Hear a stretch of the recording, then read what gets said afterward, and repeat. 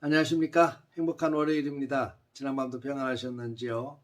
오늘부터 시작되는 한 주간의 삶을 믿음 안에서 또 힘있게 발걸음을 내디딜 수 있기를 바랍니다. 어제 거룩한 주일 예배하면서 은혜 많이 받으셨죠? 하나님께로부터 힘과 능력을 충분히 공급받으셨으리라고 믿습니다. 그 힘 가지고 우리 한 주간 승리롭게 나아가십시다. 오늘은 마태복음 7장의 말씀을 통해서 비판보다는 칭찬하는 사람이 되자라는 주제로 함께 은혜를 나누도록 하겠습니다. 여러분 그런 이야기 들어보셨나요?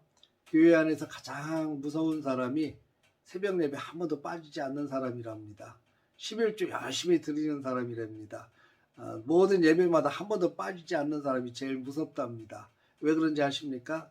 그런 사람들은 새벽 예배 날마다 나오는 사람들은 새벽 예배 나오지 않는 사람들을 향해서 새벽 예배도 안 나오는 사람들이 말이야. 그러면서 비판한다는 거죠.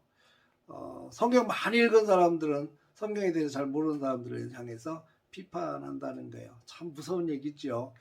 여러분 이 비판이라는 것은 이상하게도요. 훈련받거나 노력하지 않아도 이상하게 자꾸 몸에 배에서 나도 모르게 튀어나오는 것이 비판인 것 같아요. 그러다 보니까 깜짝깜짝 놀랄 때가 있죠. 여러분 비판이 나도 모르게 나오는 것, 이게 이미 몸에 뱄다는 거고 습관이 되었다는 거죠. 이 습관을 좀 바꿀 필요가 있어요. 우리 성도들은 비판보다는 칭찬하는 습관으로 바꿔야 될 줄로 믿습니다. 왜 그러냐면 이 비판은요 익숙해져서 습관이 되고 그러다 보면 매사에 비판적인 삶의 스타일로 가버려요. 근데 이 비판이라는 것이 부정적인 시선으로 자꾸 나아가거든요. 그러니까 결국에는 불평과 불만으로 이게 이어지게 되어 있어요. 여러분 불평하다 보면 나중엔 불평과 불만으로 이어지게 됩니다. 또 한 가지 비판하는 사람들은요. 비판하는 건 되게 좋아하지만 비판받는 거에 대해서는 굉장히 민감하게 또 반응을 해요. 내가 남을 비판할 때는 막 거품 몰아가면서 흥분해가지고 막 비판하지만 누군가가 자기에 대해서 비판을 하면 그것 때문에 견딜 수 없어 하고 막 화가 나고 싸우자고 막 덤비기 시작을 해요. 또 자기가 비판한 대로 그 비판이 돌아오게 돼 있는 것이 이치거든요. 그러니까 비판을 하다 보면 비판도 하게 되고 비판도 듣게 되고 그것 때문에 관계 다 깨지고 상처받게 되는 거죠. 결국은 우리 삶에 전혀 유익이 되지 않는 것이 비판인 것 같습니다.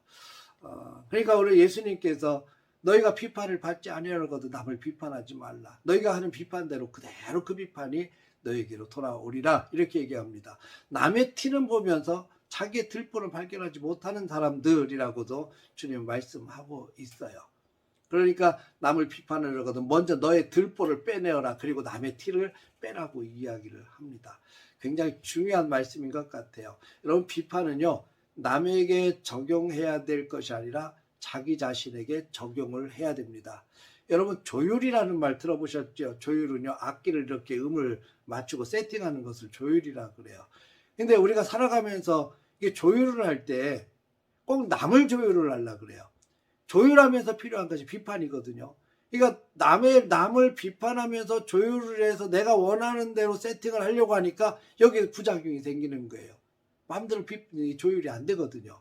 남편이 아내를 조율하려고 하니까 자꾸 부딪히게 되고 아내가 남편을 조율하려니까 부딪히게 돼요. 목사가 성도들을 조율하려니까 부딪히게 되고 성도들이 목사를 조율하려니까 부딪히게 되는 거예요. 여러분요 조율은요 남을 조율하는 게 아니라 자신을 조율하는 겁니다. 비판도 마찬가지예요. 비판도 남에 대해서 하는 게 아니라 내 자신에 대해서 냉철하게 비판해야 돼요. 그런데 사람들은 이기적이거든요. 자기 자신에 대해서는 비판하지 않아요. 오히려 자기 자신에 대해서 자꾸 이유를 붙여가면서 변명하기에 급급해요. 남에 대해서는 아주 냉철하게 비판합니다. 그러니까 문제가 생기는 거죠. 여러분 이 습관을 우리가 바꿨으면 좋겠습니다.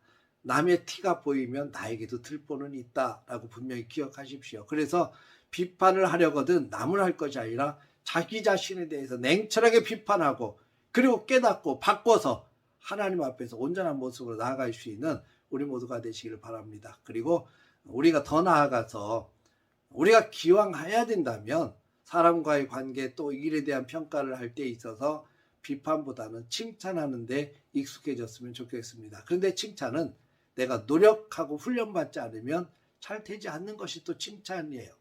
남에 대해서 어떤 일에 대해서 칭찬하는 것이 익숙해 있지 않습니다. 특히 우리나라 사람들은요. 이게 익숙해 있지 않아요. 남을 칭찬하는 것 자체가 굉장히 어색한 거죠. 사람들에게 한번 칭찬해 봅시다 하고 인사시키면 어색해서 견딜 수 없어 해요. 왜? 습관이 안 돼 있기 때문에 그래요. 그러나 우리는 습관을 길러야 됩니다. 칭찬은 고래도 춤추게 한다 그러지 않습니까? 목회자인 저도 마찬가지인 것 같아요. 예배를 다 마치고 났을 때 성도들이 목사님 설교 은혜 받았습니다. 그러면 얼마나 행복한지 몰라요. 우쭐해지는 게 아니에요. 행복해집니다.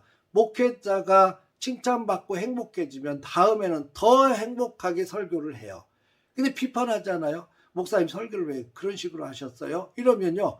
주눅이 들어가지고 그 다음부터는 제대로 설교를 할 수가 없어요. 여러분 좋은 설교를 듣기를 원하시면 목사님을 칭찬 많이 하십시오. 좋은 성도들 만들려면 칭찬 많이 해야 됩니다. 왜? 칭찬을 받으면 목숨 걸고 뛰는 것이 사람들이기 때문에 그렇습니다. 우리 억지로라도 칭찬을 좀 해보십시다. 오늘은 칭찬하는 날로 한번 만들어 보십시다. 우리 남편은 아내를 칭찬해 보시고 아내는 남편을 칭찬해 보십시오. 부모는 자식을 칭찬해 보고 자식은 부모를 칭찬해 보십시오. 만나는 사람들에게 한 가지씩 한번 칭찬을 한번 해 보십시오. 굉장히 어색할 겁니다. 그러나 어색해도 그것이 몸에 붙었으면 좋겠고 입에 붙었으면 좋겠습니다. 억지로 칭찬하다 보면 습관이 되고 습관이 나의 삶으로 연결된다는 것을 꼭 기억하시길 바랍니다. 하나님께서 오늘 우리에게 좋은 날 주셨는데 오늘은 칭찬 가득한 날로 만드십시다. 하나님의 은혜 속에서 내 입술을 통해서 비판보다는 칭찬을 또 격려를 해주고 은혜를 많이 나눌 수 있는 우리 행복한 날로 만들어갈 수 있기를 주의 이름으로 축복합니다. 오늘도 주 안에서 행복하십시오. 할렐루야.